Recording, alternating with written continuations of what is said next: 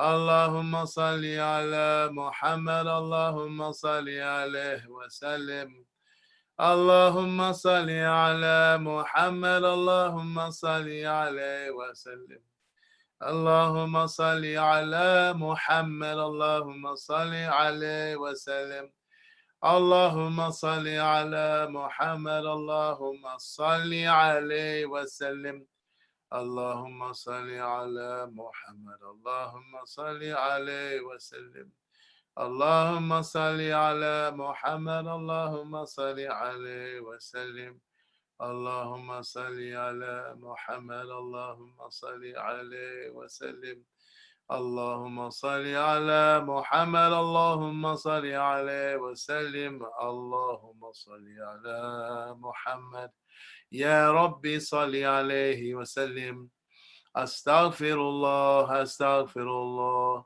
أستغفر الله أستغفر الله أستغفر الله أستغفر الله أستغفر الله أستغفر الله أستغفر الله أستغفر الله أستغفر الله تائبون إلى الله تائبون إلى الله تائبون إلى الله يا الله بها يا الله بها يا كريم يا الله يا الله بحسن الخاتمة يا الله بها يا الله بها يا كريم يا الله يا الله بحسن الخاتمة يا الله بها يا الله بها يا كريم يا الله يا الله بحسن الخاتمة غفرانك ربنا وإليك المصير لا يكلف الله نفسا إلا وسعها لها ما كسبت وعليها ما اكتسبت ربنا لا تؤاخذنا إن نسينا أو أخطأنا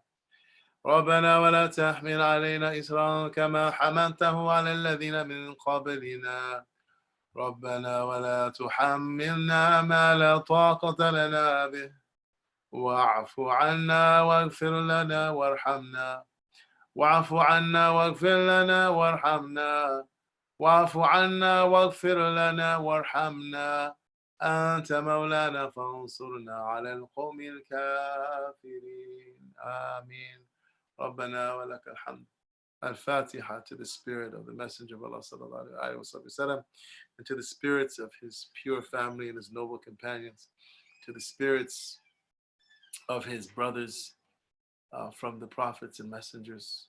Al-Fatiha to the spirits of Habib Umar bin Abdul Rahman al-Attas, and to his ancestors and to his descendants, to the spirits of all of our parents and our ancestors and our descendants, to the spirits of all the believing men and women, the believing males and females, and the surrendering males and females, the living among them and the dead, and to all of the inhabitants of the heavens and all the inhabitants of the earth and what's between them, and to the people of to the spirits of the people of La ilaha illallah from this land.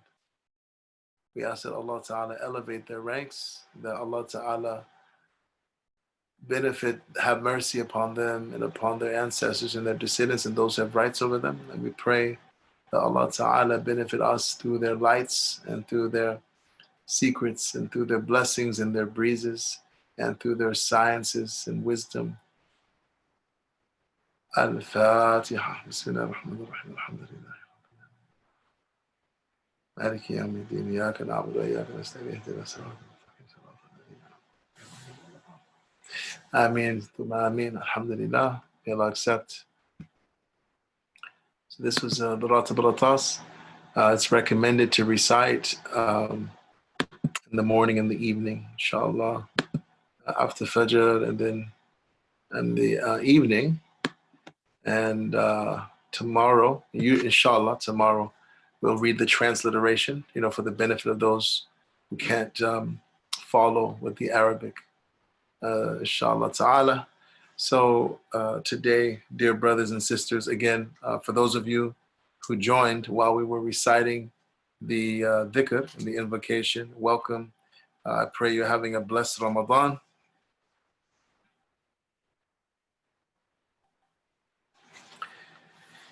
Bismillah ar-Rahman ar-Rahim.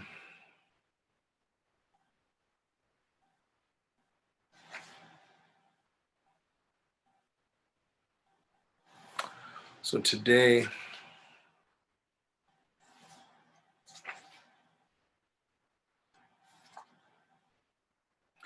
let me see which section we're going through.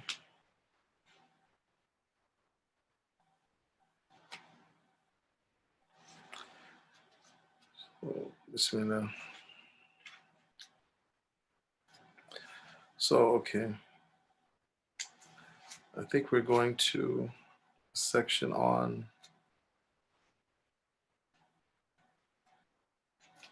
self-discipline.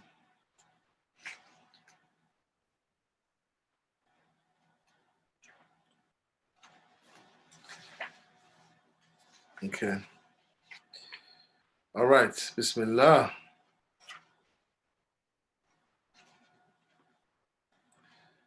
Okay. MashaAllah. So thank you all for joining us on this journey through a Treasury of Rumi. It's a book that came out, mashallah, I think last year. And it was translated by Dr. Muhammad Isa Wali. May God preserve him and benefit us through him. He worked on Persian and Turkish manuscripts at the British Library and British Museum for over 45 years. And so we are really blessed to be reading this. I've really benefited, from reading the different passages and from sharing it with you and from your own insights and your questions that you've shared with me. And so thank you for this journey, inshallah. So today we're learning about daily devotions and spiritual stations. Daily devotions and spiritual stations. And this is from a section that Dr. Whaley titled Bitter and Sweet. Bitter and Sweet, Self-Discipline and Spiritual Progress. Bitter and sweet, self-discipline and spiritual progress. The discipline is, I guess, the bitter part, and this progress is the sweet part. They go hand in hand.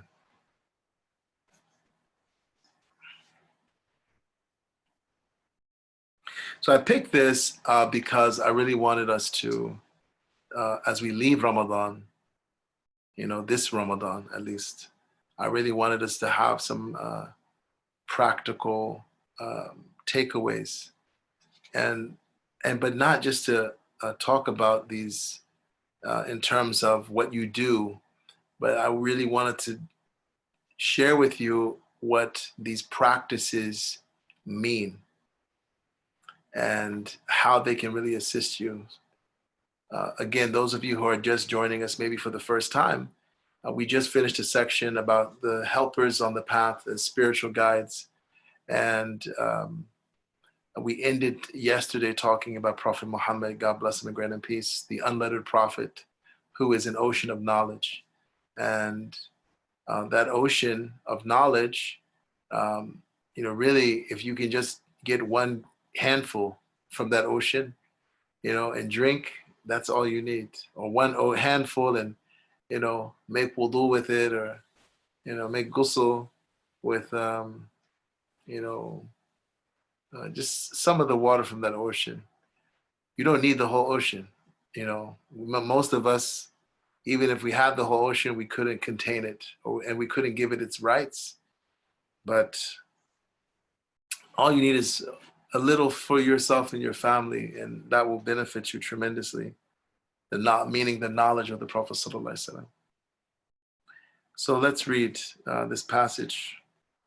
It's a little long, the actual passage, and so inshallah, bear with me. So Imam Muhammad Jalaluddin Rumi wrote or said, the daily devotions, what are known in Arabic as awrad, of seekers and wayfarers, consist in occupying themselves with striving and servanthood. So the word awrad is a plural of the word wird in Arabic. Wird basically refers to a watering hole, a place, for example, where animals come and people come to drink water or to fetch water, to take back and water their plants, and, you know, used for bathing and eating and cooking and drinking. So a wird is a watering hole. And the idea is that you've come to the brink of this watering hole, to the edge of this watering hole to drink. And it's interesting, you know, the word for Sharia, we talked about the word Sharia yesterday. It also refers to a path that leads to what? Water, right? So this imagery is, you'll see it throughout the words that we use as Muslims. So the idea of why do they call a daily devotion or spiritual practice a watering hole, or, you know, or coming to a watering hole? It actually goes back to a word that the Prophet Muhammad ﷺ himself used and his companions used, the word hizb. The Prophet ﷺ encouraged us that if we miss our hizb, meaning our amount of Quran or dhikr that we regularly do on a daily basis, then we should make it up in the morning or in the night. And there's a hadith that our mother, Lady Aisha, may Allah be pleased with her, she would, even if she was tired, she said, she would, you know, it's ideal to recite your dhikr, your invocations and recitation of the Quran, you know, sitting down, facing Mecca, the most noble direction. But she said if she was tired, she would lay down and recite her hizb, right? So maybe this was a certain amount of the Quran she would recite. What does the word hizb mean? Well, the word hizb means the amount of water that you need every day so you don't die, right? So again, this is the same imagery, the same symbol, that there's this water that we need, and this is referring to spiritual water, that there's spiritual water that you and I need, just like we need physical water. If you don't have physical water for, you know, so many days, and, you know, and you're not getting anything else, right? You will die or begin to die, right? If you are not, you know, receiving any other nourishment, then you need water at the minimum. With water, you can last for a few weeks, right? At least. And so just as our bodies need water, our souls need water. Now, these awrad, these devotions are the water of the spirit. They're the water of our soul. And if you don't give your soul water, you get dehydrated, right? And what happens when your body gets dehydrated? You know, you're thirsty, maybe you get irritable, you get weak, your organs don't function the way they should, your skin doesn't look as healthy as it should, and it affects you in all kinds of ways, right? And so a wird is any regular spiritual practice that you do. So you can have a wird of reciting Quran, as I mentioned. You can have a wird of dhikr, of remembering God and calling on the different names of God and praising God. You can have a wird of fasting, for example, 3 days a month after Ramadan, for example, or on Mondays and Thursdays. You can have a wird of study, right, of studying. You can have a wird of meditation, right? Maybe I have one of my elders. He meditates every Sunday between Maghrib and Isha without fail, right? It doesn't matter what's going on. Doesn't matter what the family's doing or what the masjid is doing or what the relatives are doing. Every Sunday between Maghrib and Isha, he has an appointment with Allah where he meditates, right? So that's a wird. And some wirds you do daily, some wirds you do weekly, some monthly, some yearly, right? And Hajj, is the wird that you do once in your life, right? At the very minimum, you do that once in your life. So that's the idea, that you're going to drink, and each wird, each devotional practice has it's a different kind of water, right? There's rainwater, right? There's spring water, there's well water, there's water from the ocean.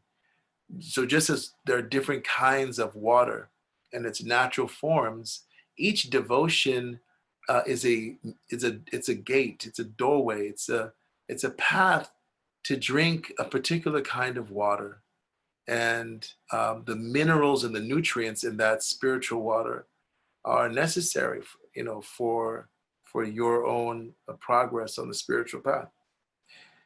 And so he's saying again, the daily devotions, the awrad of seekers and wayfarers, consist in occupying themselves with striving and servanthood. So striving is mujahada. Striving is exerting effort, struggling against your ego, struggling against your lower self, struggling against your appetites with everything you have, with everything you have, right? That's what juhud is. That's what jihad is. It's to spend yourself till you don't have any self to spend. You discipline yourself with the extra prayers. You don't just do the obligatory prayers, right? And this is, of course, granted that you don't have makeup prayers to do, like qada. If you have makeup prayers, then that's what you should be busying yourself with after the fard prayers, except for the 2 sunnahs before fajr and the witr after isha at night. You strive and do all the extra prayers that you can, at least the minimum, at minimum those that are sunnah muakkada. You don't just fast Ramadan, right? You're fasting Mondays and Thursdays. You're fasting on all the sacred days in Muharram and Dhul Hijjah and Nisfu Sha'ban and so on and so forth. You're not just giving zakat. You're giving something in charity every day, even if it's $1, even if it's a dime. You're giving your time, you're teaching people, you're helping people. So this is the idea, that you strive against yourself. And it's not just in devotional practices that we need to strive against the self. You tell the truth. You tell the truth, even when it's going to get you in trouble, even when it will embarrass you, even when you'll be shamed, by those who you love and who look up to you. You tell the truth. You're honest. You don't lie. You don't cheat, right? You don't, defend yourself if your, life and your property are not in danger. You don't. That's another way of striving against the self, right? When people attack you, they insult you, they spread rumors about you. One way to strive against the self is not to come to your defense. But if someone else is attacked or insulted, or slandered, backbitten, then you always rise to their defense. So this is, again, I just want you to appreciate that striving against the lower self is not just doing extra prayers and extra fasting. It's really a holistic experience. And then ubudiyah is servanthood. So what is servanthood? Servanthood is always manifesting your servanthood, your slavehood to God, right? And realize, when you make your dua, the purpose of your making dua of supplication, why you're praying, is not to get your prayer answered. It's to show that you need God, for example, right? That is how you show your servanthood.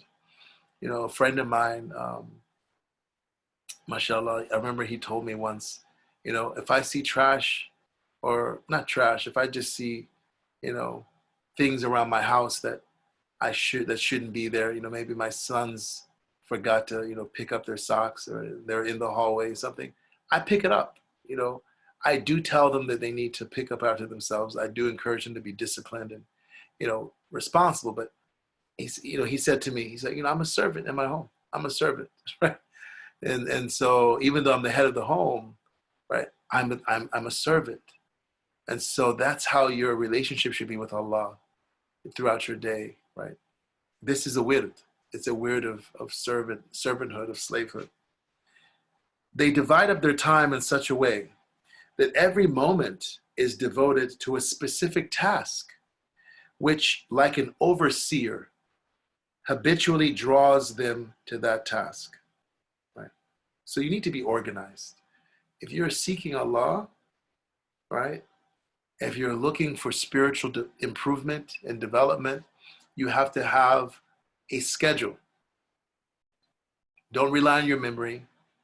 Right? Don't rely on, what other people are doing. Have a written down schedule, or put it in your phone. Right? Have different alarms, and have a calendar that lets you know, okay, I'm supposed to be doing this at this time, and this act of worship at this time, and I'm supposed to be buying groceries for this elderly, person at this time, and I'm supposed to be visiting the sick at this time, and you want to divide up your time. When one arises in the morning, for example, that is a time most appropriate for worship, because the self is more quiescent and pure at that time. Right? So doing dhikr, remembering God like we just did, right? This is a really important time. And as Muslims, we need to take this seriously. I know Buddhists, right? I was at an interfaith gathering, and there was a Buddhist man, and he's been meditating for 40 years. And he said, every morning I get up at 4 a.m. and I meditate for 2 hours. I can't start my day without meditating for 2 hours, right? And I was just thinking to myself, that's amazing, that's amazing, right? That time is very special. And it's not just Muslims who know that that time is special. Most people in most religious or spiritual traditions know that the time before dawn is sacred. And the time after dawn is sacred. Native Americans, that's the time when a lot of them go and they cleanse themselves in a nearby watering hole. Literally, they go to a watering hole before dawn or after dawn, and they do something very similar to what wudu looks like, lustration with water, cleansing with water looks like. It's fascinating. And they go alone, right? And the ancient Native Americans, they, even a married couple, they would not go together there, because their understanding was you have to go to the Creator alone, right? Now, Islam balances between the communal and the individual devotions, awrad. So we have space for both. My point is, this time is very special, and this is what Rumi is sharing with us. Worship is the best time, is best done in the early mornings. You rise with the sun. The Native Americans have a saying, I think it's a Cherokee saying, whoever does not rise to thank the Creator for the sun isn't worthy to live that day, right? Like, if you can't get up before sunrise, at dawn, to thank the Creator, for the day, for the sun, they say you're not fit to live that day, right? Each individual performs the type of service that is fitting for them, sizing up their noble souls. And your soul is noble. Your soul is noble. God tells us in the Quran that He has honored the children of Adam. لَقَدْ كَرَمْنَا بَنِي Adam. And God says, and truly we are the ones ranged in ranks, and we are the glorifiers. Quran, Surah 37, Ayah 165 and 166. There are 100,000 ranks, Rumi says, rahmatullahi alayh. The more pure anyone becomes, the further forward they are brought, right? Wow. So he's giving us this image, right, of these ranks, these spiritual ranks, that the person who's committed to a life of spiritual development must advance through, right? And then he says there are 100,000 ranks. Now that's not literal. He's just speaking about, there's this countless numbers of ranks, and each rank is an opportunity to get closer to the Creator. And so the closer you and I get to purifying our souls, purifying our hearts of again, what? Self-centeredness, of self-importance, of self-doubt, of self-loathing, of criticism of others, of our attachment to material things, attachment to our appetites, to arrogance and conceit, and so on and so forth. The more we purify our hearts of these things, always thinking about, I, right? And some brothers and sisters, actually part of their striving against their lower self is to eliminate the word I from their conversation. Like they don't say the word I. Right? I've met people like this. They never say I. It's amazing to see that, but they're very intentional about ananiya, about I-ness, about individualism. And so the purer your heart is, the purer your soul is, the further, the closer, the more you're drawn forward from the back of those 100,000 rows and lines and ranks to the front. You get closer and closer to the front, he's saying. And the less pure you are, the further back. And some of my teachers have said that there's no standing in place. You're either getting closer or you're getting further away. Like there's nothing in creation that's stagnant. Not even you. Everything is always in a state of flux. There's either increase or decrease. You're either getting closer to God or you're getting further away from God. May Allah Ta'ala make us among those who are always, always getting closer to God with every instant. Ameen. Send them back as God has sent them back. Right? Then he quotes, and then Rumi says, this is a long story, but its lengthiness is unavoidable. He's warning us. Anyone who tries to shorten this story will shorten their own lifetime and their soul, except for those whom God safeguards, except for those whom God protects. So don't try to shorten this story, he says. As for the regular devotions of those who have attained the goal, I will say as much about them as can be understood. Okay, so now, brothers and sisters, we're about to change gear. Buckle your seatbelt, so to speak, right? He's taking us into what me and a friend of mine, Shahid Tawheed in Alabama, who's a Muslim hip-hop artist, we call the Malakut zone. So he's taking us from the Nasut or the Mulk, the physical zone, the physical realm. Now he's taking us into the spiritual realm. So please hang on. So before we talk about this, we're talking about the wird and devotions. So doing the devotion itself is really you walking to the brink or the edge of that watering hole. But the goal is not just to get to the edge. Doing the dhikr itself, or the fasting, or the prayer, or reciting Quran, it gets you to the watering hole. But you want to continue to do the devotion, to do the wird, until you're drinking water. Drinking water. And when you finally begin to drink water, that is your attainment of the goal of the wird, right? So what do I mean by this?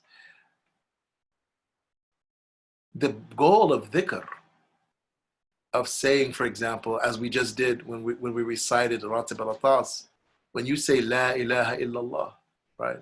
It's not just that the dhikr be on your tongue. The goal is that that dhikr penetrate into your soul. And when the dhikr penetrates into your soul, you will when the dhikr penetrates into your heart, you will feel as if your whole being is making dhikr, not just your tongue. You might even begin to become aware of the different creatures around you making dhikr, right? This is what it means to drink water. The goal of dhikr is not just for us to move our tongues to remember Allah. The goal of dhikr is for Allah to remember you. Allah says, فَاذْكُرُونِي أَذْكُرْكُمْ. So remember me, I remember you. In a hadith, in a sacred narration, divine narration, Prophet Muhammad ﷺ said that God said, Ana jalisun man dhakarani. I am the, if I want to translate it literally, I am the sitting companion of whoever remembers me. So the goal is to experience that Allah is your jalis, that Allah is with you. Not just to know Allah is with you, but to experience that Allah is with you. So that's the goal of the dhikr. The goal of fasting is not just to go hungry, right, and thirsty, but the goal of fasting is to actually reach the heart of the act of worship of fasting, which is to lose your attachment to the material world, even though you're still in it, you're working in it, you're striving in it, right? And so on and so forth, okay? So now let's go into the malakut zone, right? The world, the spiritual zone. He says, as for the regular devotions of those who have attained the goal with a capital G, right? The goal is Allah, the presence of Allah. I will say as much about them as can be understood. In the morning, sanctified spirits, pure angels, and those creatures whom no one knows but God. Right? He's quoting the Quran again, Surah 14, Ayah 9, and whose names he keeps concealed from humanity out of extreme protective jealousy come to visit them. So the people that have reached the goal, who are actually drinking this life-giving spiritual water, their awrad is not just being consistent, right? Striving and, servanthood, right? It's not just mujahada. It's not just manifesting their slavehood to God, right? They have been brought to the front of the ranks. And so now in the mornings, when they do their devotions, they're actually being visited by angels.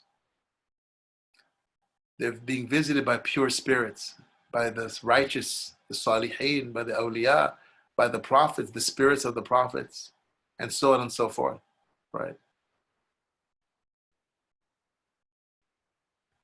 And they experience the truths that most Muslims have faith in. They witness the realities that most Muslims have mere faith in. And faith is a great thing. Faith is an awesome thing. Faith is the key to paradise. But there's something that's greater than faith, which is called yaqeen, certainty. And certainty is when Allah Ta'ala opens up the eye of your heart so that you begin to see those realities that before you believed in, right? So believing is seeing, right? Believing leads to seeing. So these men and these women, these boys and these girls, they are visited by sanctified spirits, pure angels, and other creatures, right, that he doesn't even describe here. He says, Allah knows who they are. And these creatures, and Allah Ta'ala protects their identities out of protective jealousy of them. And then he quotes, and when you see people entering God's religion, يَدْخُلُونَ فِي دِينِ اللَّهِ أَفْوَاجًا, right? يَدْخُلُونَ فِي دِينِ اللَّهِ. And the angels enter upon them from every gate, right? So he quotes from the Quran, ayah 110, verse 2, and then from the Quran, Surah 110, verse 2, and then from the Quran, Surah 13, verse 23, and the angels enter upon them from every gate. So when most of us read this, we're thinking that it's only referring to what happens after you die.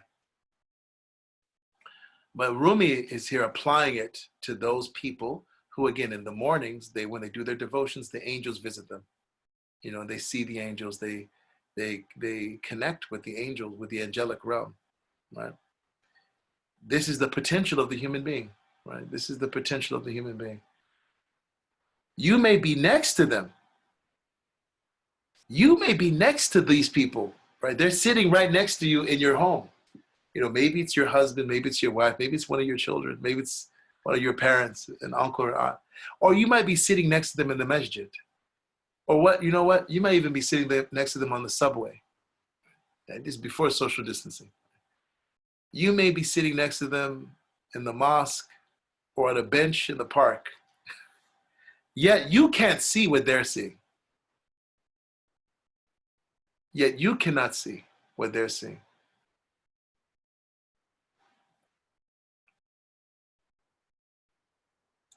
And we have many hadith about this with the Prophet ﷺ, when Angel Gabriel came to him, and he would tell the companions, he would tell our mother Khadija, our mother Aisha, Allah be pleased with them, hey Gabriel, yuqri'uka salam, Gabriel's giving you greetings of peace. Right?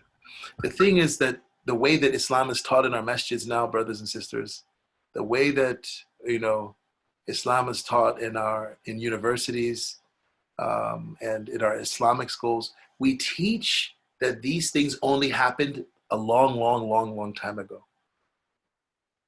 right?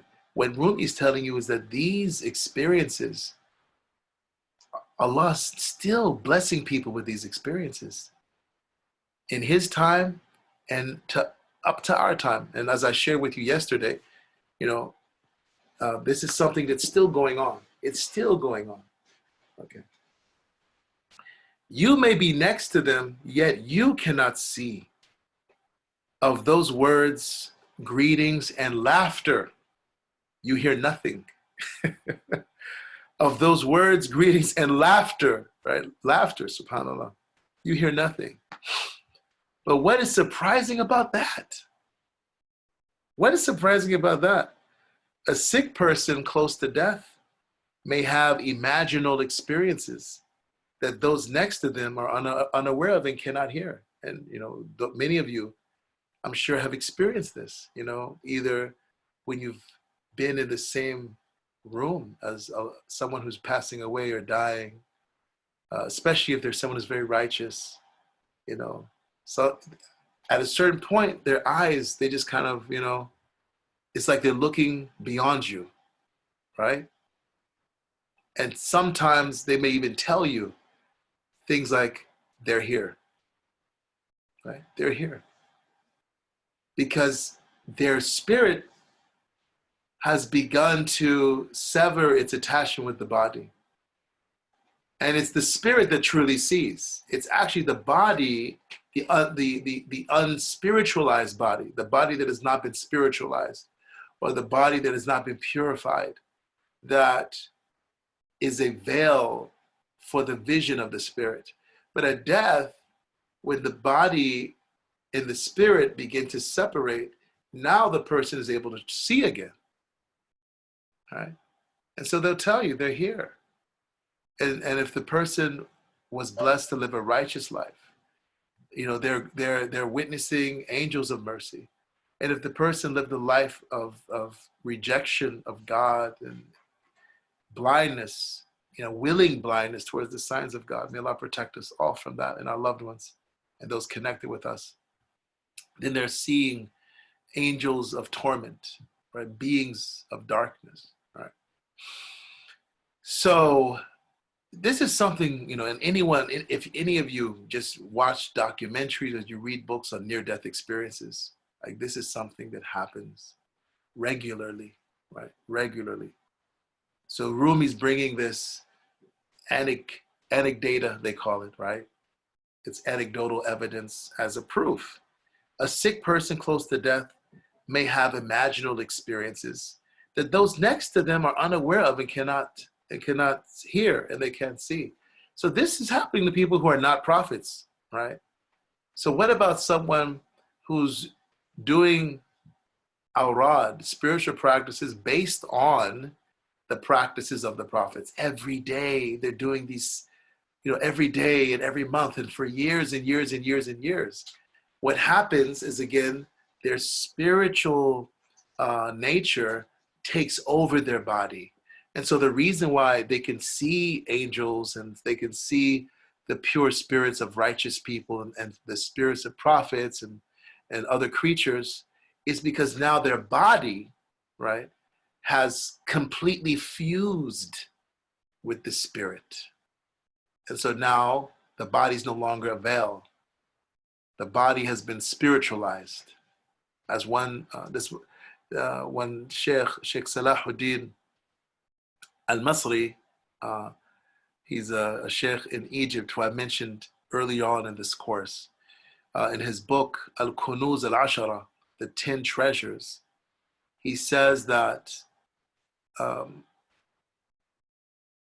the goal of ihsan or spirituality in Islam is for the body, a jasad, to tarawaha, to become like spirit, to become spirit. And what you don't want is for the spirit to tajasada, for the spirit to become calcified and attached to bodily attributes, right? You don't want that to happen. You want it to be the former. And so now Rumi changes gears again. He says, take on the traits of God. Right? This is a narration attributed to the Prophet sallallahu alaihi wasallam. تخلقوا بأخلاق الرحمن or تخلقوا بأخلاق الله. Reflect take on the traits of God, meaning by that reflect the meanings of Allah's names, right, in your character. Now, some of the scholars of hadith say that this is not a hadith. But again, Rumi doesn't say it's a hadith. He's just quoting it. He says, take on the traits of God. Right? Of course, this is in our own limited human capacity to reflect the names of Allah subhanahu wa ta'ala in our character as mirrors. Right? Allah ta'ala is not inside of us. Right? So that's what we want to be clear on that.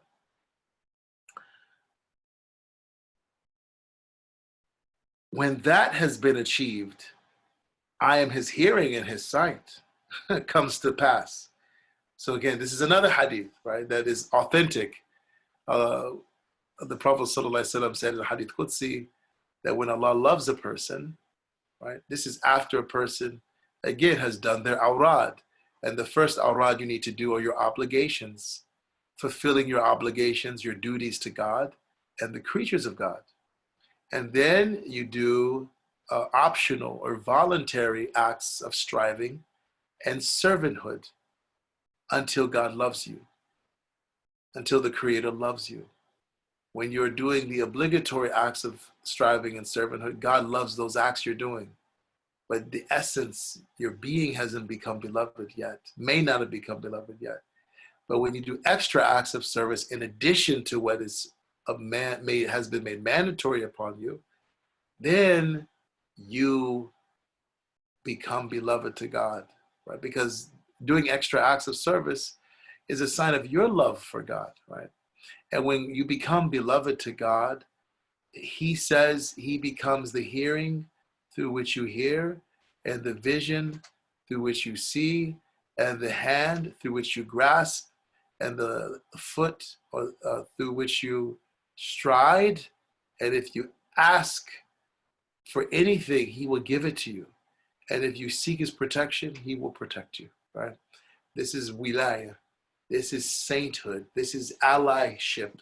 This is friendship with God that every human has the potential to attain and to be gifted. And so now he's again switching gears to a higher level. He says, take on the traits of God, right? Reflect the names of God. Don't just memorize the 99 names of Allah.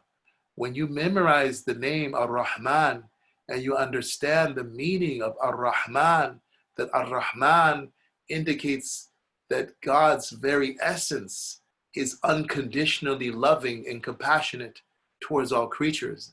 This is why Ar-Rahman created everything, right? Allah creates through his name Ar-Rahman, okay? Is creating things, is sending the rain and upon all creatures without discrimination is an expression of his name, Ar-Rahman. His creating the earth to support all creatures, the righteous person and the corrupt person, without discrimination is an expression of his name, Ar-Rahman. And so when you memorize this name, when you study the deep, deep, deep meanings of this name, you don't just stop there, is what Rumi is saying. But now you reflect that name in your character. You show compassion towards all lives and all beings and all people without discrimination. This is how you reflect Allah's rahmah towards all beings. Allah is al-Adl, the one who is just.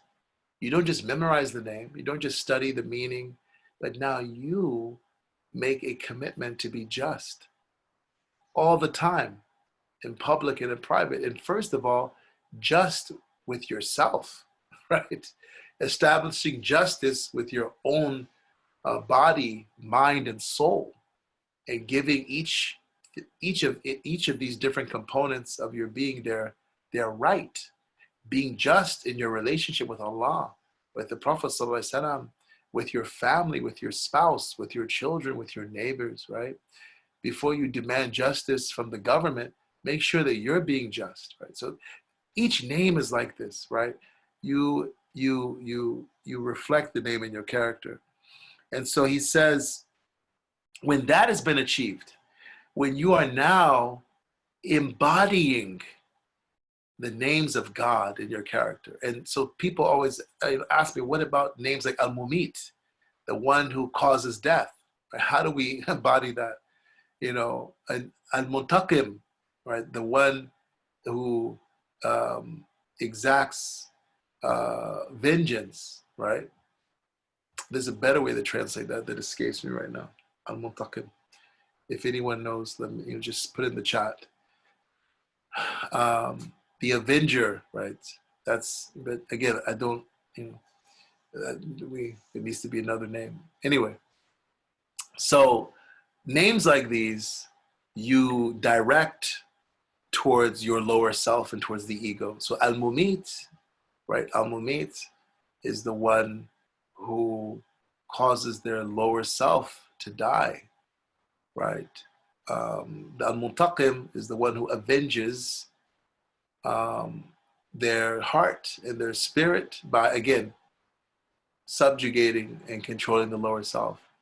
And of course, as human beings, we may manifest and express that name Al-Mumit, but only as a last resort and only when we have a legal, justified Sharia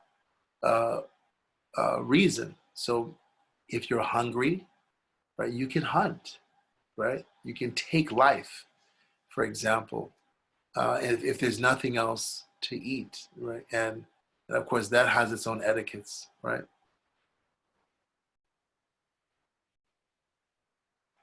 And so reflecting the names of Allah is necessary for our spiritual advancement to this level. And so he says, once that has been achieved, and then he says, I am his hearing and his sight comes to pass. Like then you experience this reality of God's love. I am his hearing and his sight. This is a most vast spiritual station. So we started with the person who's doing their awrad, doing their daily devotions by, dhikr and reciting Quran. And then that person graduates, inshallah, God willing, to a station where now they're being visited by pure souls and angels. And then now, inshallah, the person graduates to when Allah becomes their hearing and their vision, right? In a way, of course, that befits His Majesty and His transcendence, subhanahu wa ta'ala. Again, we don't believe, the Quran does not teach that God indwells within people, right? That we become divine. This, again, the Prophet Muhammad sallallahu alaihi wasallam is expressing an experience of divine love. You could even call it divine rapture and ecstasy with words that is, the experience is beyond words, right? It's beyond words. It would be an injustice even to talk about it. So Maulana says, it would be an injustice to even talk about this experience, since its vastness cannot be conveyed by the letters V-A-S-N-T, right? V-A-S-T spells what? Vast. If even a little of it could be grasped, then no letter V, no means of enunciating it, no hands, and no aspirations would be left. And Rumi is talking about this way because he was blessed to reach this level, brothers and sisters. And he's not the only one. There are, mashallah, so many men and women, sometimes boys and girls, right? Children who reach these levels, who are elevated, rather, I should say, to these levels. Because you can't reach it on your own. It's by God's grace. But it does start with striving. So he says, after that, the troops of spiritual lights would devastate the city of existence. Kings, when they enter a town, they ruin it. إِذَا دَخَلُوا الْقَرْيَةَ أَفْسَدُوهَا. Right? The Quran, ayah 27, verse 34. You can see how connected Rumi was with the Quran, right? Where he just brings it in, when appropriate. And he uses it in a way that, we don't normally understand a particular ayah, right? So he says the kings, when they enter a town, they ruin it. Meaning what? This divine lights, the troops, he calls them, the soldiers, the regiments of spiritual lights that flood the human being, they completely turn you upside down, right? That's why you can't describe what happens at this level. It's beyond words. And we don't have any frame of reference for it. But this is the potential of the human being. This is the person who's the Khalifa of Allah, right? This is very trendy to talk about being Khalifas and, being a green Muslim and, eco-friendly Muslim and, a steward. Yes, that is a kind of khilafah, but brothers and sisters, this is what Allah created you and me to be. Inni ja'ilun fil ardi khalifa. That is what is being referred to in that ayah, according to our scholars, right? According to our scholars. Sheikh Ibrahim Inyas, may Allah have mercy upon him, one of the great spiritual masters of the 20th century from Senegal. He said, notice that Allah says, Inni ja'ilun fil ardi khalifa. Indeed, I am placing in the earth a vicegerent, a trustee. He didn't say I'm creating for the earth or from the earth a vicegerent. And he says this is an indication that the Khalifa, the reality of the Khalifa is that spirit that Allah Ta'ala placed into our ancestor Adam alayhi salam. وَنَفَخْتُ فِيهِ مِنْ رُوحِي. I blew into him from my spirit, meaning the spirit that God has honored, right? The spirit that Allah subhanahu wa ta'ala owns. It is that spirit that was placed in this world to be what? A Khalifa. And why is the spirit of the human being worthy and qualified to be the Khalifa?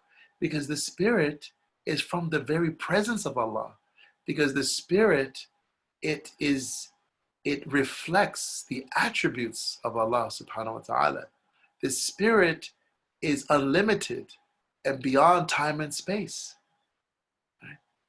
And only that which is unlimited and beyond time and space can be a vicegerent for the one who is absolutely unlimited and beyond and independent of time and space. Right? So it's the spirit that was placed in Adam alayhi salam that's being placed as the vicegerent. And the more you and I awaken to our spirit, our spiritual nature, the more we fulfill our vicegerency as human beings. Then Maulana says, a camel enters a small house. The house is ruined. But inside the ruin are 1,000 treasures. And if you have met people like this, and I know, some of you have met people like this, you've been blessed to meet people like this. Again, he's giving a metaphor. When a camel enters a house, you can forget it, right? There's, things are not going to stay nice and tidy, right? When a camel comes into your home. The same thing happens when the floods of divine lights, when the troops, the soldiers of spiritual lights enter the heart and the mind and the intellect and the body of the human being. A whole nother realm is coming into you, and it doesn't leave you the same. You're completely transformed from the inside out.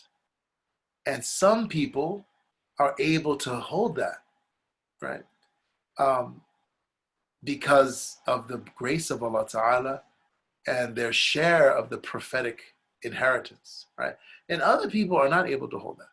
Right? They're not able to hold that, and it causes imbalance, right? It causes, but they're not the same. They're not the same ever again. They're not the same. And if there's a beautiful coffee table book that just came out last year, Meeting with Mountains by Peter Sanders. It's a bit pricey, and they're working on making it more affordable. But if you can, get a copy for your home or your masjid or your community center or your zawiya, I mean, if you just look at these pictures of these men and women, they're mostly men in this, and but he's trying to, inshallah, have pictures of some of the women saints that he met in his travels over the past 40, 50 years. You just look in their eyes. I mean, just from the pictures even, you see, and you can get a glimpse of the effacement, the absence of these people in the presence of God, right? And with that, they, raise their families and they run their businesses, and, they go to school and they teach and they do all these normal things that we do, but they're doing it from, consciousness of a much, much, much higher place. And so we end, he says, in the end, he says, a camel enters a small house. The house is ruined, but inside the ruin are 1,000 treasures. Only in ruined places can treasures be found. In a flourishing place, a hound is but a hound. So he quotes a wisdom. So sometimes he has proverbs, from, Anatolian culture, Afghani culture, right? So this sounds like one of those. Only in ruined places can treasure, and that's the case, right? Where do people usually find buried treasure?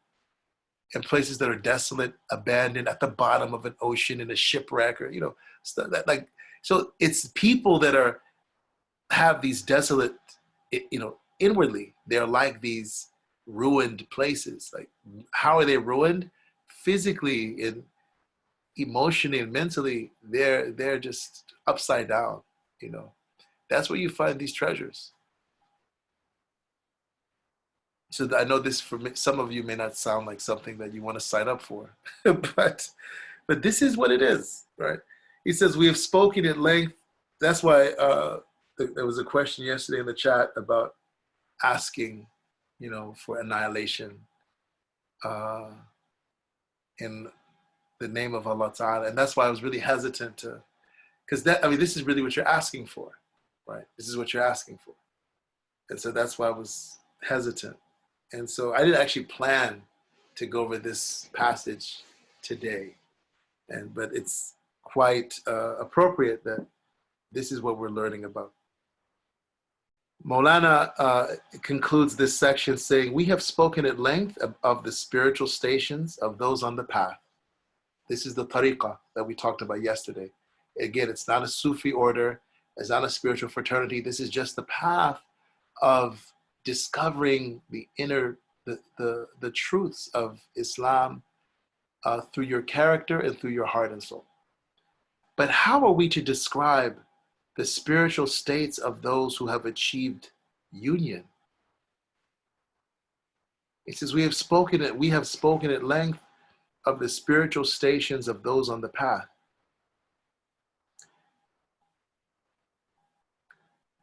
But how are we to describe the spiritual states of those who have achieved union? Wasilan. Except that the latter, right, these people he's talking about now are infinite, whereas the former are finite.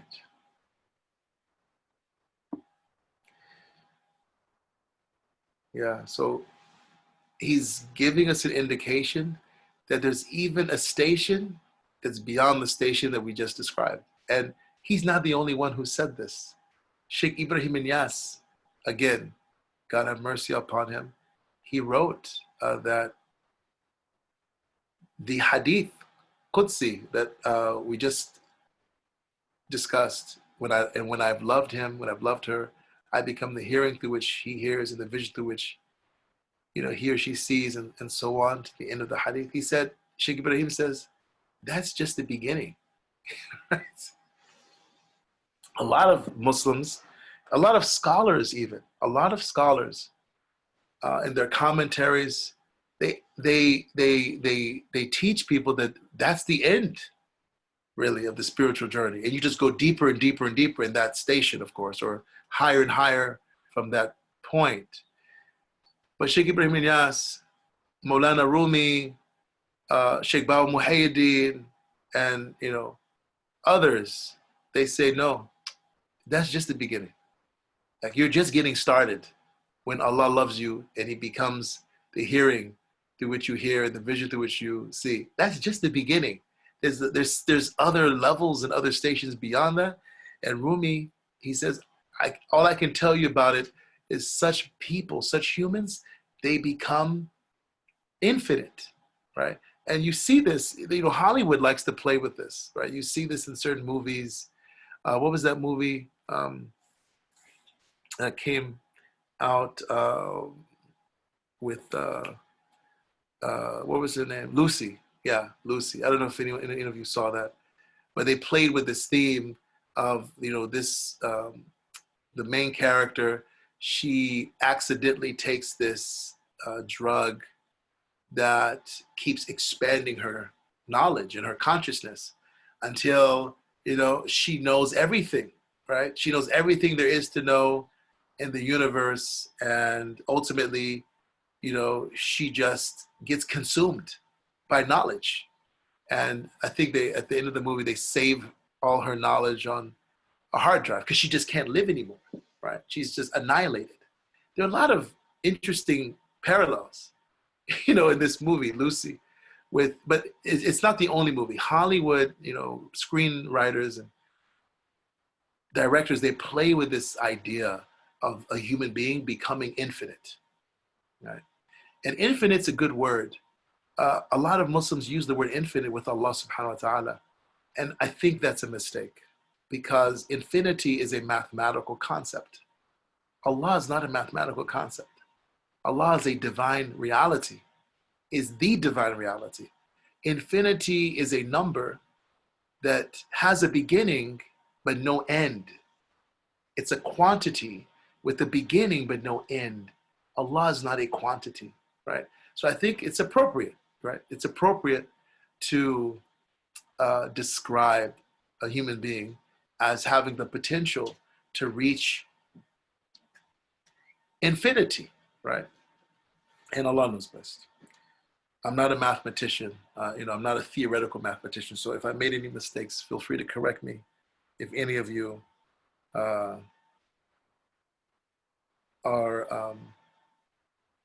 better acquainted with that.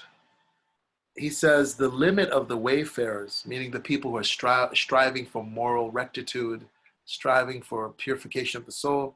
He says the limit of the wayfarers is union. And what is union? Union does not, again, mean, and he's not saying that you become one with God. Hasha. That's not, the Quran does not teach that. And the Sufis don't mean that when they use this word. Again, they're using a word to describe an experience that's beyond words. Union here, Ibn Atta'illah, radiallahu anhu, says, refers to arriving at knowledge, direct knowledge of God. Union is when the human being loses any conception that they are separate from Allah Ta'ala. It doesn't mean that they're united with Allah, but it just means that cognitively, they don't experience a feeling of disconnection from Allah Subhanahu wa Ta'ala. The limit of the wayfarers, those traveling on the path of character refinement and spiritual development, is union. But what is the limit for those in union? What is the limit for those in union? So if you're just a wayfarer, you'll stop at union. But for those who are in union, there's no limit. A union that can never be undone by separation. No ripe grape ever turns green again. And there's no going back. You've reached a point of no return. And no mature fruit ever becomes immature again. Like once you've attained to that level, you can't go back. Then he says, I consider it unlawful. He's quoting someone, but he's using those words to be his words. He says, I consider it unlawful to talk with common people. But when you are the subject, my talk becomes so lengthy, right? And the you here is with a capital Y. So he's using these words to address Allah. I consider it unlawful to talk with common people. But when you, God, are the subject, my talk becomes so lengthy. By God, I will not talk at length. I will cut it short. And so here he cuts it short, alhamdulillah. There's a lot there, mashallah. Okay, so let's, what does Dr. Whaley say? And then we will wrap up, inshallah.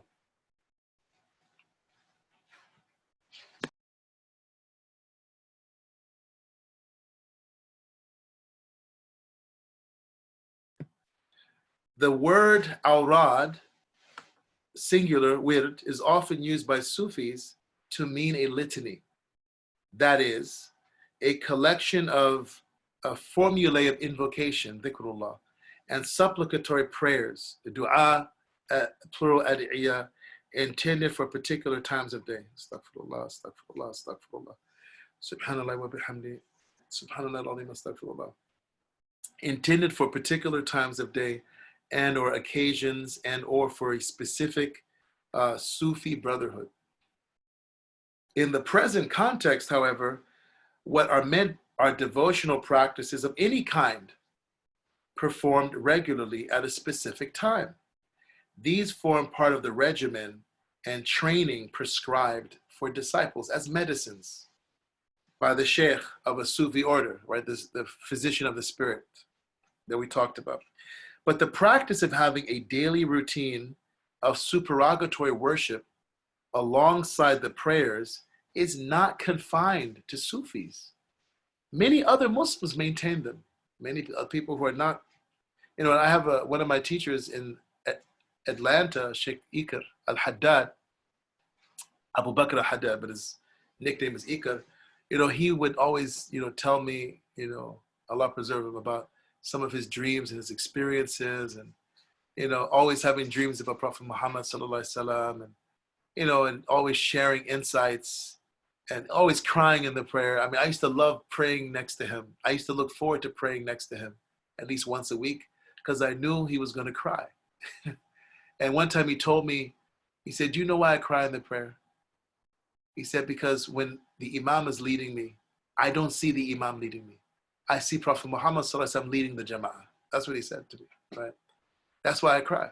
He said, the reason why I cry is because when the Imam starts to recite ayats about the Day of Judgment, Allah shows me the Day of Judgment in front of me. I can see all of it. I can see it, like, he said, like a movie screen, right? He said, that's why I'm crying. And so even though, like Rumi saying, even though I couldn't see that, I knew he was seeing it. And that just made my prayer better, right? I just felt better being around him, mashallah. You know, may Allah Ta'ala protect such people and keep us in the company of such people. You know, every Thursday he would lead the Mawlid at the masjid there, the mosque. He would lead the Burda. And whenever he would recite, he would always end the Mawlid with, you know, before the closing dua, with him reciting the Burda. And whenever he started reciting the Burda, he was just, his face would turn red. He would just start crying. And I learned love of the Prophet ﷺ from this man. This, you know, he came from Somalia, you know, and mashallah, with his family. I remember when his wife passed away, he was by his wife's side because she had a chronic illness, and 2-3 years he did not leave her side. He served her. He served her like I'd never seen a husband or a wife serve their spouse before, without any complaint. Right? He was by her side for 3 years. Like, that's where I learned khidmah from just, you know, his, you know, subhanAllah, that's where I learned service. So I asked him one day, why did I bring this up, right? I asked him one day, I said, Sheikh, you know, Sheikh Ikar, what tariqah do you belong to? Like, you know, he just looked at me like I was crazy. He looked at me like I was insane. Like, tariqah?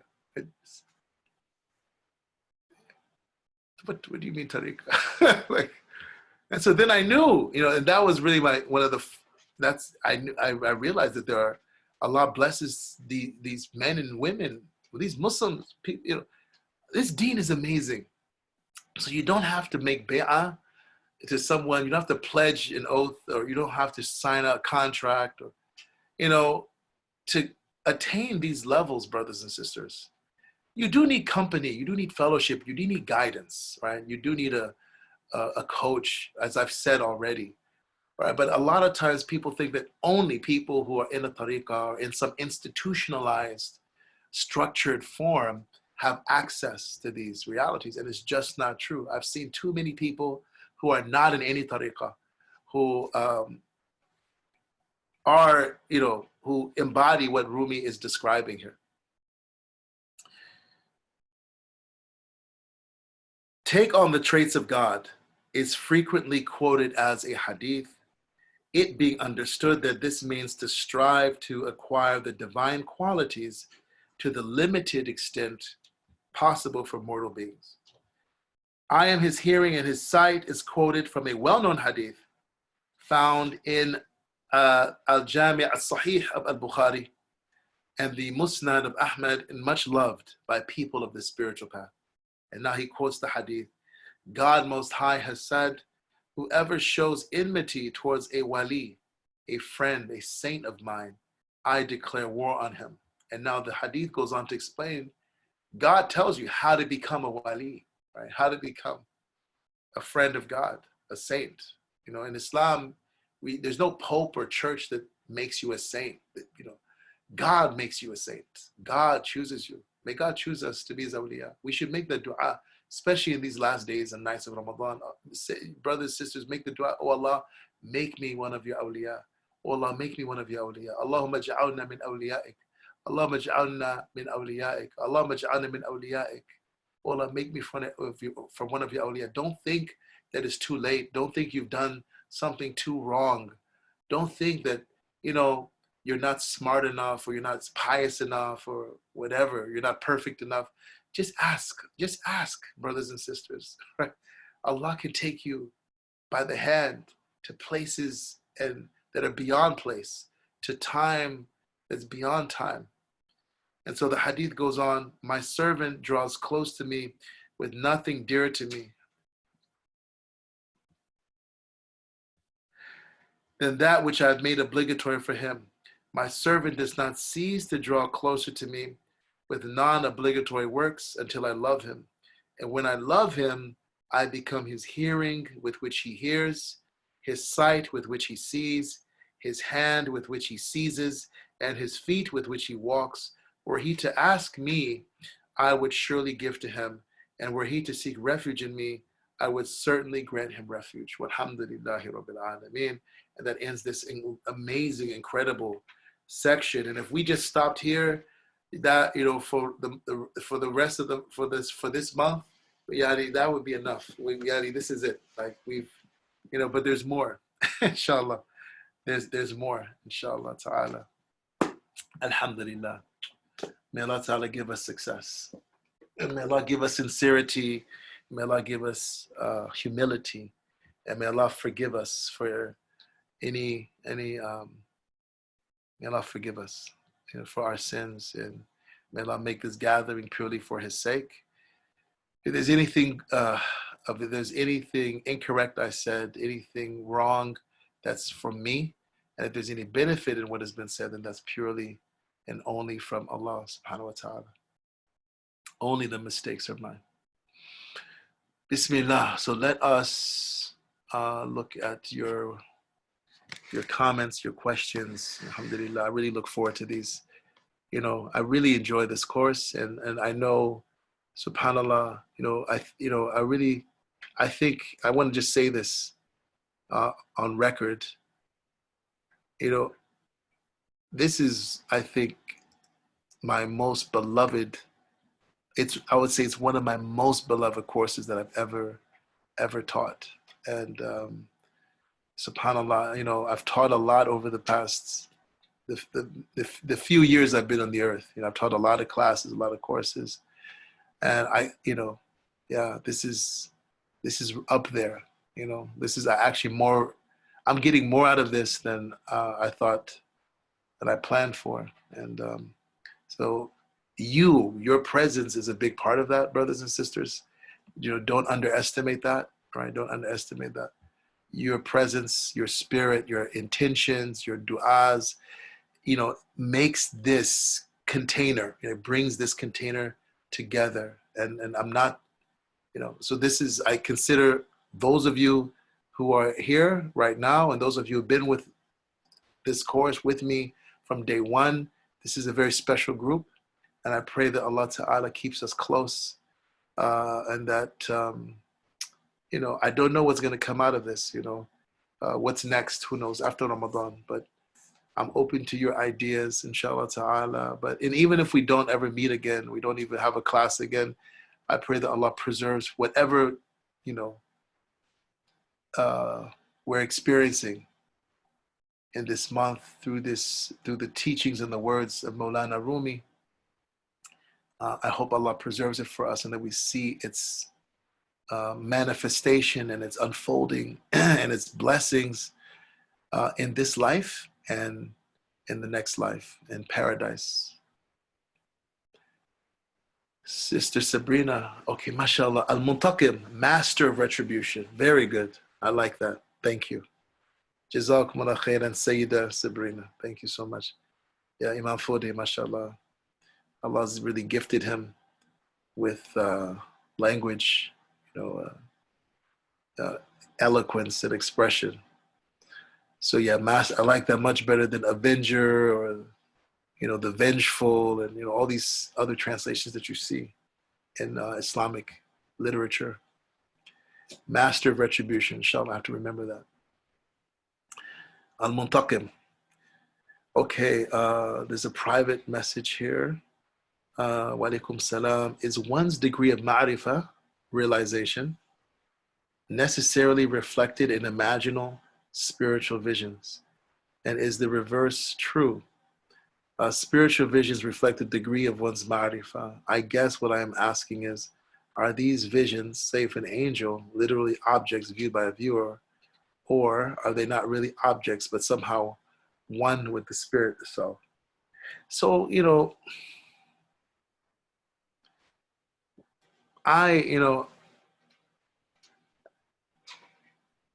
it's really hard, I think, to answer that objectively, right? Because anyone who answers that is going to be answering based on their own spiritual journey and their own experience.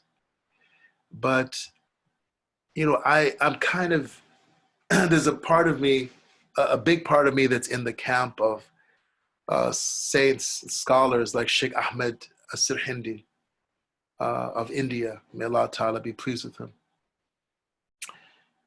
who was very clear that the closer your practice and your character and your intentions are to the Prophet Muhammad Sallallahu Alaihi Wasallam, the less imaginal apparitions, the less spiritual apparitions, the less scenes, you'll see along the way, along the journey to the higher levels that Rumi is talking about. And he says that, when you take the traditional Sufi path, the journey is a lot more scenic, right, so to speak, right? And so I think your question is really important, because there are people who are brought forward to the ranks that are in the front who don't see angels, who don't see the prophets, alayhi salatu wasalam. I remember there's a quote from one sheikh, I forget his name, but he's well-known sheikh. He said, I'm too shy. I'm too shy to even want to see the Prophet ﷺ in my dreams. Right? Sheikh Muhammad Aninawi, may Allah preserve him, who's in Atlanta, some of you are from Atlanta. He told us that one of his teachers, one of his scholars, he would, after doing his, ziyarah to the Prophet ﷺ, he would spend his time in Medina, like in the courtyard, far on the end, at the end of the courtyard, in a corner of the gates around Masjid al-Nabawi, the Prophet's mosque, opposite the dome. Of course, most people, they're fighting, they're pushing to get into the Rawda Sharifa, right? He was so shy to come to the Prophet ﷺ with all of what he knew of his own shortcomings and faults. And so there are people like this, right? There are people like this, So yeah, I mean, seeing visions and apparitions is not necessarily a sign of the height of one's gnosis of God. Yeah. Sheikh Ahmad Suhaili says the straighter your path, the shorter the distance, right? So rather than kind of, seeing all the sights along the way, but Allah subhanahu wa ta'ala, can give a person visions even if they're on a shorter path. Allah knows best. Sister Zainab, salam. What does he mean by infinite and finite? Can you repeat and expound, please? I hope I explained that. That the person who's a wayfarer, who's a salik, who's traveling the path, who's striving, that they are still limited by the body and the mind and the soul, right? And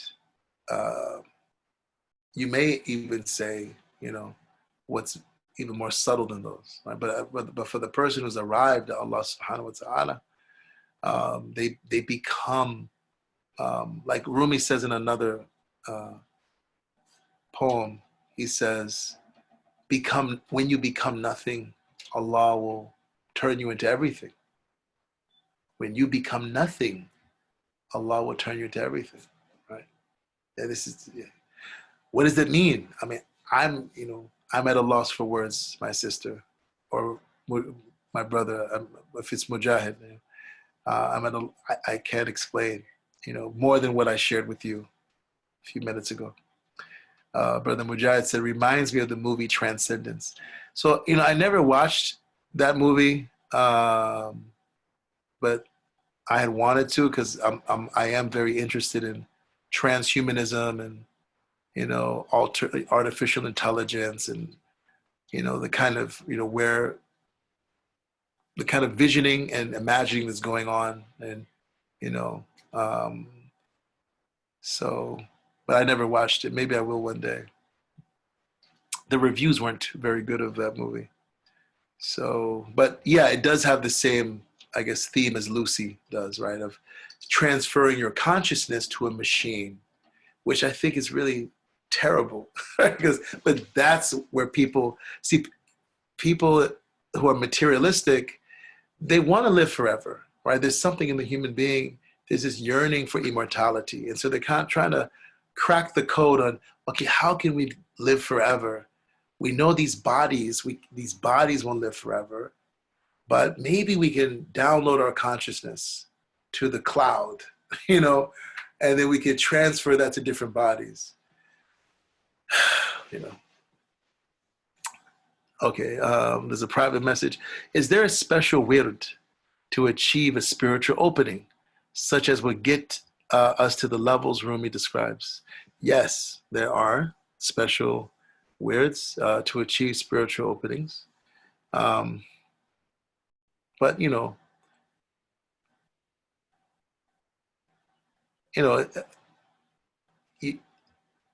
so the goal shouldn't be the spiritual opening. The goal is God, right? I'm not saying you're saying that that's your goal, but I just want to make that point, that the goal is God. The goal is not to become infinite. The goal is not to, like transcendence, right? The goal is not to see angels and colors and, all kinds of things. The goal is to really, number one, live a life that's of compassion and service, and that's in harmony with God's commandments, and to live a life where you're aware and you're conscious of God's presence. Like that's really the goal. And it's that simple, but at the same time, it's that deep. And if it was an easy thing, people all over the world would be living that life, right? But we don't find that to be the case.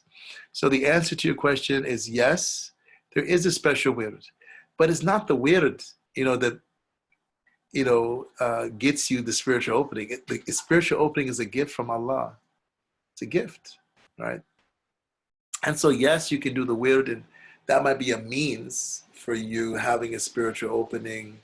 But the way this usually works is you have a guide or a coach, right? A sheikh, a master teacher. And that master teacher helps you with your inward journey. And at some point on your inward journey, that coach will give you, if it's appropriate, right? You don't want to give a sword to a highway robber, right? And I'm not saying you're a highway robber. I know you very well. I know you're nothing like that. But you don't want to give someone that power or even access to that realm before they're ready.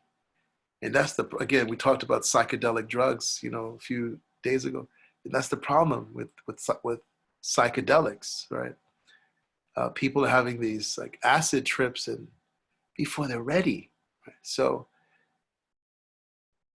yeah, your sheikh, your teacher, your spiritual mentor, your coach, they will give you that wird when you're ready, and if it's appropriate, and if it's a benefit, and it won't be necessarily when you want it, right? And that's also part of the path, right? It'll be when Allah ripens you, right? When Allah ripens you. Like Rumi says in another poem, he says, I was raw, right? I was raw, and then I was cooked, right? So you need to get cooked first, right? If you start doing these words for spiritual openings, before Yeah. So yeah, the answer is yes, but you know. Ameen, first time joining, alhamdulillah. Thank you. And the sister that invited me. Thank you, Sister Asia. Really happy you made it. I hope you join us again. And there are other classes that have been archived. May Allah bless you and your loved ones. Okay, private message. Salam Sheikh, great to be in the class with you also. Jazakumullah khairan wa iyyakum. My question for you, does asking to be among the awliya, the friends of God, imply also asking for hardships in life?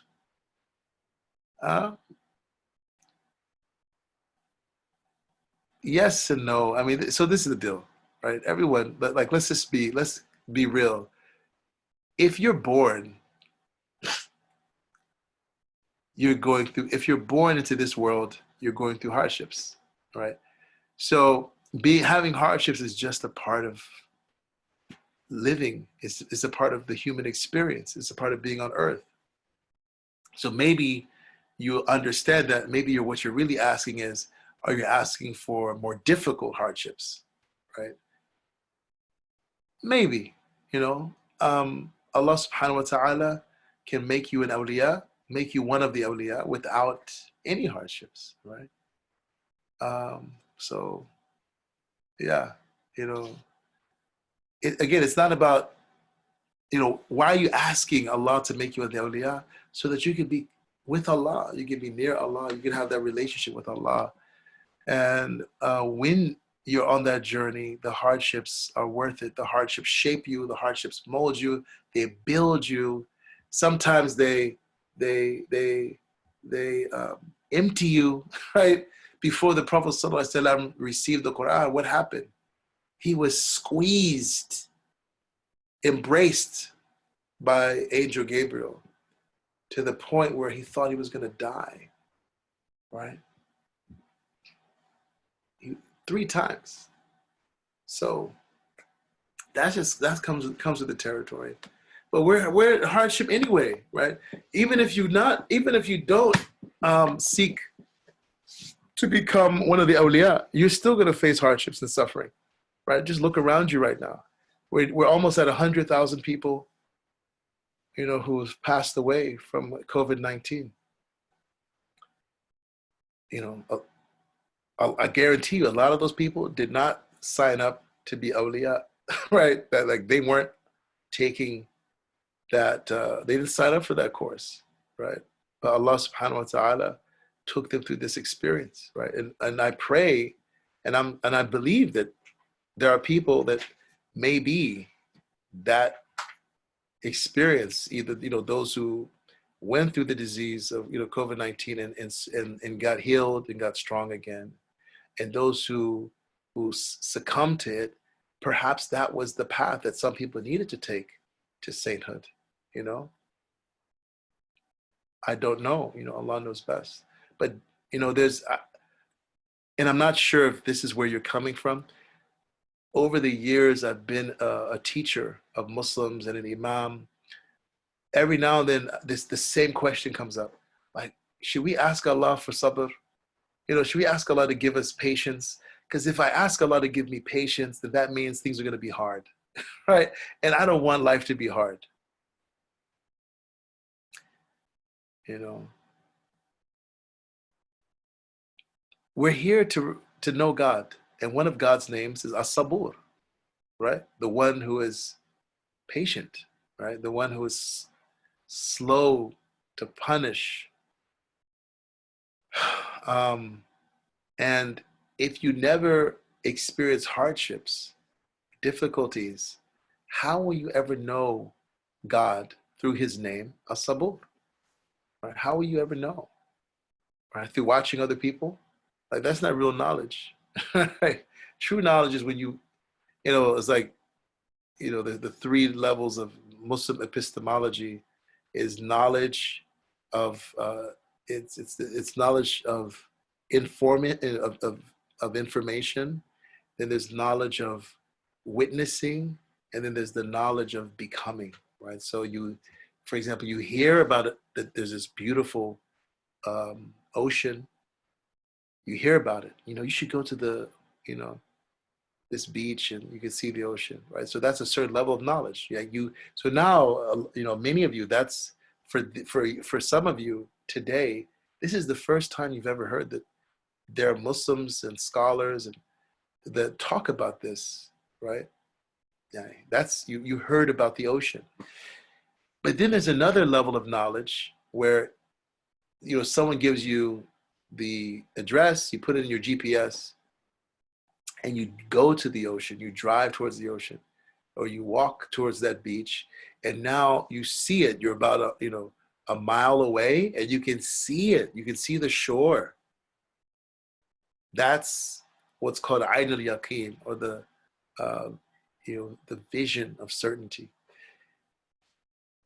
And the final level of knowledge is union, right? Where you and the object of knowledge become one. Right? This is where Islamic epistemology is so powerful. Is where the subject and the object unite. Right? So you get out of your car, you run towards the ocean, and you jump, you dive in. So that's real knowledge. So as-sabur, then you have to go through some hardship. And may Allah make our hardships easy.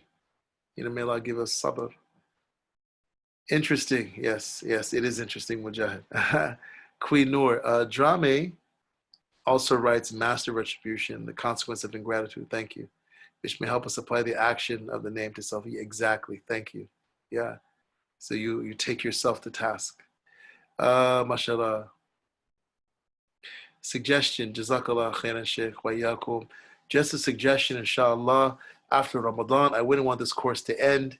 Even if we can have a webinar Zoom meeting once a month, would benefit us greatly and keeps us on tap on our spiritual journey, which never ends, as we learned today. Yeah, alhamdulillah. Okay, yeah, let's make istikhara about it, inshallah.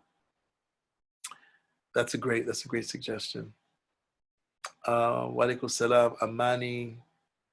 I hope and pray that we can continue studying Maulana Rumi's works even after Ramadan, inshallah. It is one of my du'as during these last 10 days. Alhamdulillah. MashaAllah, this course is such a gem. Khair, inshallah. Ameen, ameen. Zainab, yes, alhamdulillah, you did. Okay. Allah bless you and preserve you and your family. Ameen, and yours as well. You and yours as well. I really hope we can continue these post-Fajr lessons with ease, inshallah. Oh, post-Fajr, wow. Yeah, may we make it easy for you, that's the benefit, inshallah. Yeah. Yeah, so I don't think I'm going to continue these every day after Ramadan, after Fajr, but we'll see. Oh, alaikum salam, my dear brother. How did it start for your spiritual journey? What was the spark? Oh, so someone asked me, how did my spiritual journey start? Yeah, that's like Rumi said, that's a long story. Maybe another time we'll talk about that one-on-one. Follow-up question.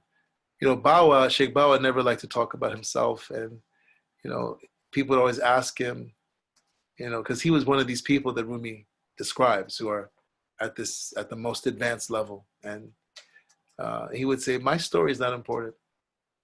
What's important is God's story. That's how he put it. That's the language he used. He said, what's important is that you know God's story, not my story. He said, I'm just an ant man. He said, I'm smaller than an ant. The smallest ant that exists, I'm smaller than that, right? Meaning I'm nothing, So may Allah help us to become nothing, to see ourselves as nothing. Prophet Muhammad ﷺ actually had a dua he used to recite. Allahumma ja'alni fi ayni saghiran wa fi a'yuni nasi kabira. Oh Allah, make me in my own vision insignificant, but make me in the eyes of others significant, right? That's from the du'as of Prophet Muhammad ﷺ. Follow-up question, is there a way to increase barakah in our time, to do more good with the limited time we have in our day? The simple answer is taqwa, right? It's taqwa, obedience to God, and serving others, and thirdly, gratitude, right? Gratitude. Thank Allah for the time you have, and use the time you have wisely, and you'll see the time will expand for you. Inshallah. Like you read about some of these great, people, these great people, who would recite the whole Quran every day or, twice a day. And they had a wife, they had a husband, they had children, they had jobs and professions. And, how did they do it? Like Imam Nawawi, you know, he passed away in his early 40s, but he wrote so many books. Like the number of books he wrote, he would have had to have started writing, I think they say, I don't know, 100 pages a day from the day he was born, right? I mean, how prolific, right? So yeah, blessedness in time is a great gift. May Allah put blessing in our time. MashaAllah, shukran, Sheikh Afwan. Thank you. May Allah continue to bless you. This Ramadan has revealed the magnificence of light. Thank you. Thank you for this course and the Jews gems. In my lifetime, it has been one of the most blessed Ramadans, mashallah, of light. Ameen, ameen, ameen. If you have time for another question, I feel like there's no direct witnessing of him without his beloved beside you. Sallallahu Alaihi Wasallam. Is this a correct understanding? Like, can there be saints, awliya of Allah, and religious traditions outside of Islam? Yeah, I again, I'm just speaking from what I've learned from my teachers. Anyone who Allah subhanahu wa ta'ala gives a vision of direct witnessing, they must go through the Prophet sallallahu alaihi wasallam at some point on their journey, right? And in the spiritual realm, that may not necessarily look like what you and I are used to. Okay. And as was said yesterday, I think we talked about dreams at some point yesterday. I know that there's a brother I know in Trinidad. He was Hindu, and he had a dream of the Prophet Muhammad sallallahu alaihi wasallam, right? And he couldn't understand, like, why am I having a dream of Prophet Muhammad sallallahu alaihi wasallam? I'm Hindu, right? So he asked a Muslim scholar, and the Muslim scholar explained what happened in the dream, everything. And then, he embraced Islam. And I've heard that from other people as well, right?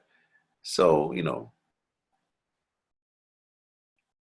can a person be called to God and then Allah guide them to the Prophet sallallahu alaihi wasallam? Yeah, I think that can happen, and that has happened to people. So, Ameen. Brother Kamal writes, may we all be with the Sadiqeen. Ameen. May Allah keep us with the Sadiqeen. Wa yakum jazakum khairan. You have an email, we can ask questions. Yes, I have an email. I'll put it in here.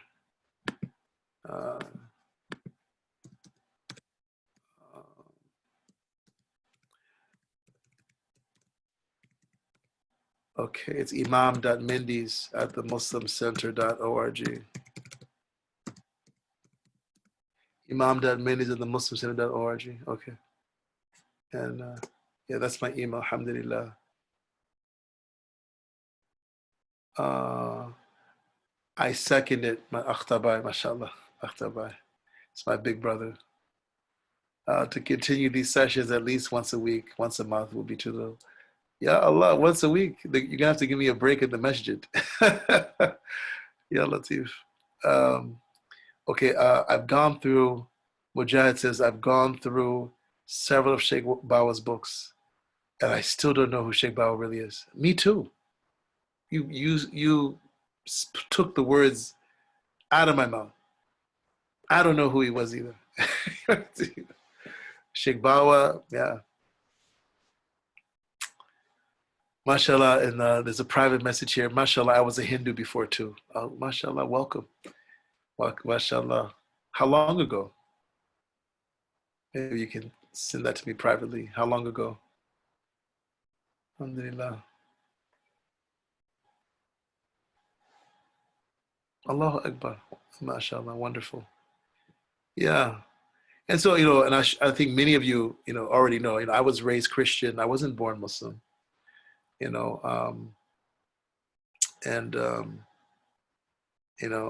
and I thank Allah, for guiding me to Islam, and,